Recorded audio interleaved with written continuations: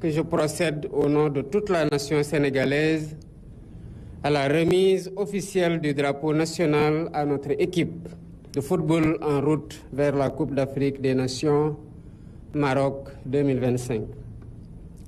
En cette occasion, empreinte de solennité et de symbolisme républicain, devant les représentants des institutions de la République et des différentes couches de la société sénégalaise, j'éprouve une profonde émotion en sacrifiant à une tradition bien connue du mouvement sportif.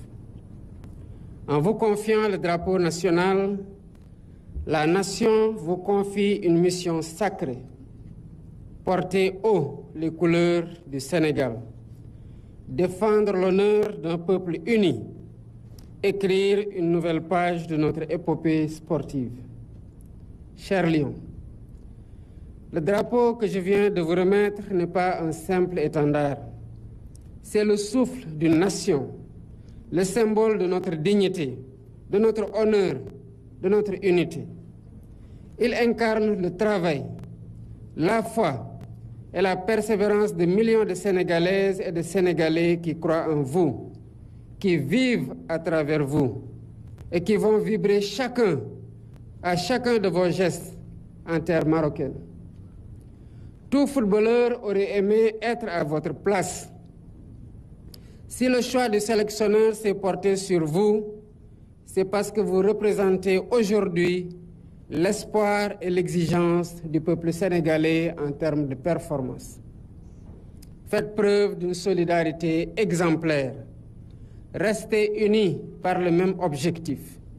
Jouez ensemble, combattez ensemble, souffrez ensemble pour en définitive triompher ensemble. Incarnez la discipline dans l'effort, la persévérance dans l'épreuve, la cohésion dans la difficulté. Faites corps avec le peuple qui vous porte et faites de cette CAN encore un autre moment de grandeur comme en 2022. Cher coach Pape Thiaw, vous êtes héritier d'une génération dorée. Vous êtes un homme de rigueur, de passion et de foi. Vous avez su redonner souffle et fraîcheur à cette équipe. Vous avez su allier discipline, rigueur et humilité pour maintenir notre équipe nationale à un niveau de performance élevé. Sous votre conduite, le Sénégal avance avec sérénité, dans le respect de son identité et résolument passionné dans la recherche de l'excellence. Le classement FIFA place aujourd'hui le Sénégal 18e nation au monde et 2e nation en Afrique. Ces résultats ne doivent rien au hasard. Ils sont le fruit d'une politique sportive ambitieuse, constante et structurée. L'État du Sénégal, avec conviction et détermination, a investi dans la formation, les infrastructures, la gouvernance et l'accompagnement des disciplines sportives en général et du football en particulier.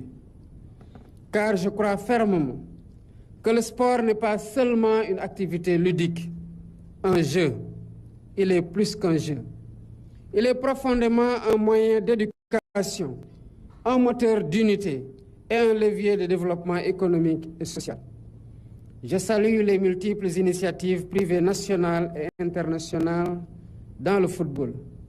Et je tiens à féliciter le président de la Fédération sénégalaise de football, les membres du comité exécutif et tous les acteurs de la discipline pour leur engagement sans faille et la qualité du travail effectué au service du développement du football dans notre pays. Vous êtes un partenaire essentiel dans cette marche vers l'excellence. Chers Lions, vous portez les espoirs de toute une nation. Vous partez au Maroc à la quête d'un nouveau titre continental. Ayez en bandoulière la noblesse, la combativité et la foi qui font l'âme du Sénégal. Pour cette CAN Maroc 2025, notre objectif est sans ambiguïté: conquérir une deuxième étoile et ouvrir une nouvelle page de l'histoire du Sénégal au panthéon du football africain. L'État du Sénégal sera toujours à vos côtés, avec les moyens nécessaires pour vous accompagner, vous soutenir et vous encourager sans relâche. Vous ne serez jamais seul. Vous avez derrière vous une nation entière, un gouvernement engagé et un peuple uni dans l'amour du drapeau national. Je remercie ici nos valeureux supporters, ces femmes et ces hommes, jeunes et moins jeunes, qui portent les couleurs du Sénégal avec passion, dans nos rues, dans nos stades et au-delà de nos frontières.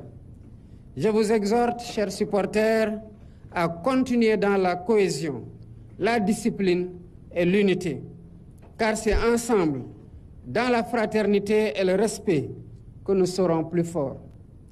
Je remercie également les journalistes qui accompagnent partout l'équipe nationale de football, qui partagent les résultats et les émotions avec le peuple sénégalais et qui, dans des moments difficiles, savent cultiver la patience, la retenue et l'espoir. Lions de la Teranga, quand vous foulerez les pelouses marocaines, rappelez-vous que chaque ballon que vous toucherez, chaque hymne que vous entendrez, chaque regard tourné vers vous seront accompagnés par le poids de l'amour et la fierté de tout un peuple. Vous êtes les visages de notre jeunesse, les ambassadeurs de notre nation et les symboles de la grandeur du Sénégal. Au nom de la nation toute entière, je viens de vous remettre le drapeau national, symbole de notre foi, de notre unité et de notre détermination. Allez les lions, allez écrire une nouvelle page de gloire, allez chercher une deuxième étoile et que Dieu bénisse vos efforts, qu'il vous protège et vous inscrive sur le chemin de la victoire. Vive les lions de la Teranga, vive le Sénégal, Manko Utindamli.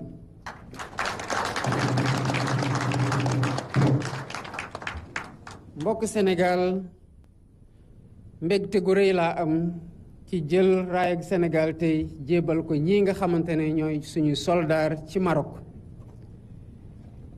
drapeau bi ñu leen jox weesu na rekk ak raaya waaye sas la goo xamante ne dañu leen ko sas ci kanamu askanu Sénégal yépp sas leen ko ci kanamu membre gouvernement bi ak ñëpp ñi nga xamante ne ñu ngi fii toog wala taxaw représenté ay institution wala ñu bokk ci pàcc ci biir askan wi.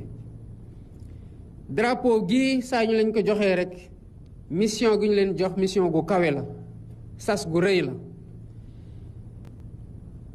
na ngeen xam ne bu ngeen duggee ci biir terrain bi mel na ne Sénégal yépp a fa dugg ak seen honneur dugg ak seen dignité di daw ak yéen di son ak yéen di kontaan ak yéen di mer ak yéen di leen puus ba fi puus mën a yem ngir ngeen mën a am ndam. loolu ay sénégalaises ak ay sénégalais yu bari ñoo koy defandoo ci seen gannaaw télé wala ci biir stade bi. gëm leen nag gëm na mën ngeen yëkkatiwaat Sénégal ni ngeen ko yëkkatee woon en 2022 ak niñ ko yàgg a yëkkatee ci yeneen édition yu weesu. képp koo xamante ne sportif nga wala ngay footballeur bëggoon na am lii ngeen am tey maanaam toog ba ñu tànn la ci biir sénégalais yu bari ne la demal nga défendre les couleurs de la nation. bu leen sélectionneur gi tànnee dafa fekk mu am yaakaar ci yéen ca fu jamono gu ñu toll nii ndam lu ñuy wut ci seen tànk yi la nekk ak ci seen xol ak ci seen mental moo tax ñu tànn leen teg leen fi kon yaakaar la waaye exigence la askanu Sénégal am ci yéen. kon na ngeen booloo manko def preuve de solidarité xam ne yéen a bokk objectif di xàcceendoo di dóorandoo di waxtaanee lépp di déggoo ci lépp. loolu moo leen di may ndam mu doon seen ndam waaye doon tamit ndamal Sénégal.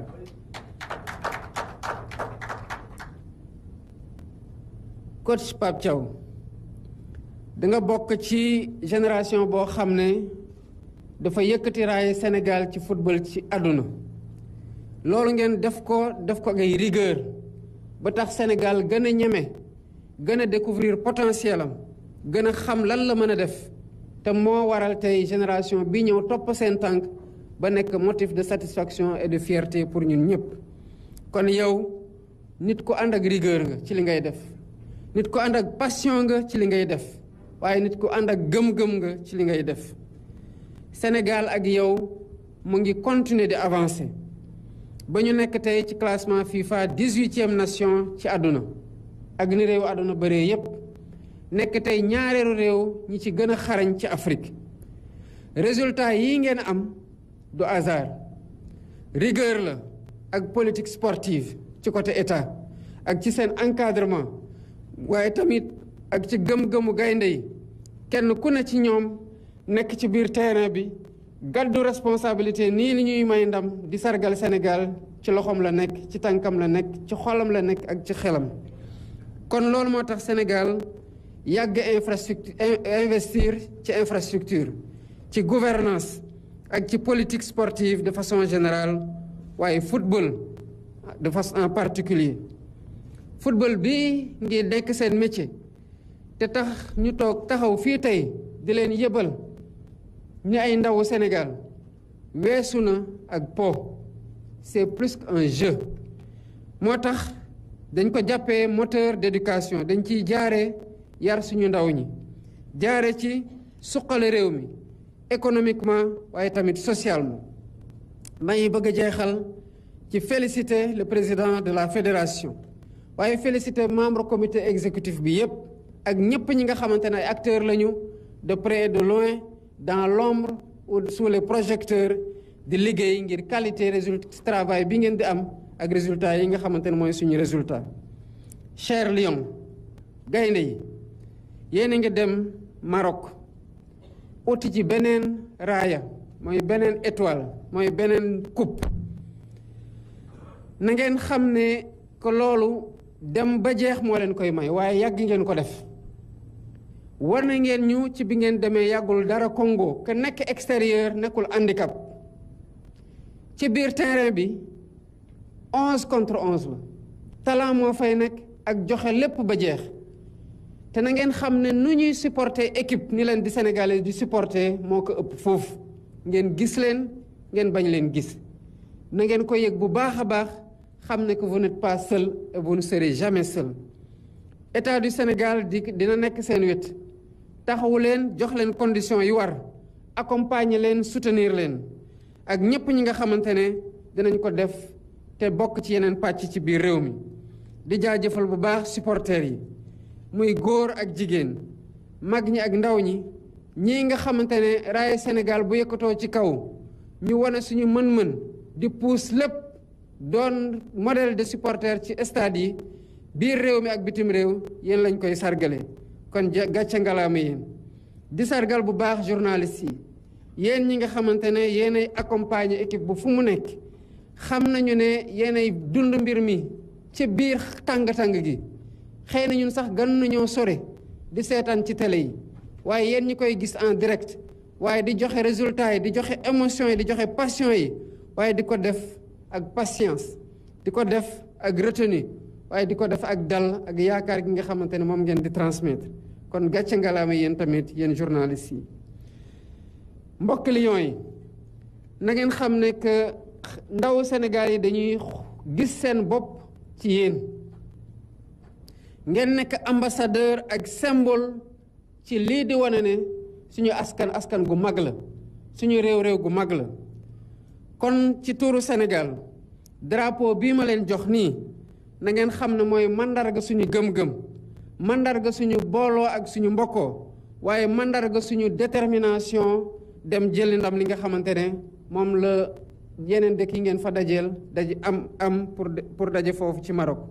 kon dem leen ngeen bindalaat ñu beneen page bu gën a rafet ci footballu Sénégal yal na yàlla sàmm seen cër sàmm seen xel sàmm seen groupe sàmm seen cohésion